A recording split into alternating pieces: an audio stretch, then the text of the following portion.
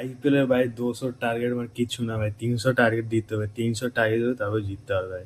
দুটো ম্যাচ হলো 200 200 করে টার্গেট দিচ্ছে, তাও কিন্তু ম্যাচ জিততে পারছে না ভাই। এখানে বলতে হবে রবিবংশতে আউট হলো 28 বলে 11 রান করেছিল, কিন্তু ওইখান থেকে রোহিত শর্মা বা হার্দিক পান্ডিয়া দিয়ে ওইখান থেকে উইকেট না নিত, হার্দিক পান্ডিয়া ওইখান থেকে উইকেট না নিত, তাহলে কিন্তু কেকেআর যেটা চান্স ছিল, কারণ এখান থেকে 20 রান কিন্তু মাইনাস হয়ে গেছে, অনেকটা কমে গেছিল 20 রান, কিন্তু এখানে আর একটু পেতো রবিবংশ যদি থাকতো।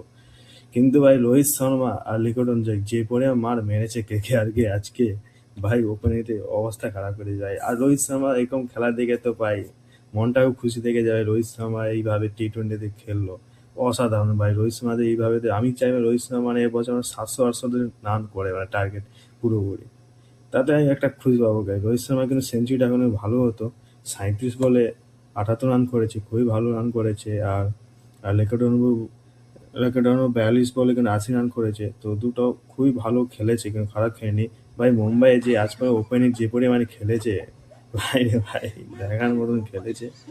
আর মুম্বাই জিতেছে খুব একটা ভালো, 224 রানে জিতেছে মুম্বাই। 220 টার্গেট দিয়েছিল, মানে 221 টার্গেট দিয়েছিল কলকাতা, কিন্তু খুবই ভালো ম্যাচ হয়েছে ম্যাচটা। কিন্তু 200 কিনে টার্গেট দিলে হবে না, এখানে কিন্তু 300 টার্গেট দিতেই হবে, তবেই যায় আইপিএল তুমি জিততে পারবে। আইপিএল প্রত্যেকটা টিমে কিন্তু 300 টার্গেট রাখতেই হবে এখানে, কিন্তু খুবই ভালো খেলা হয়েছে।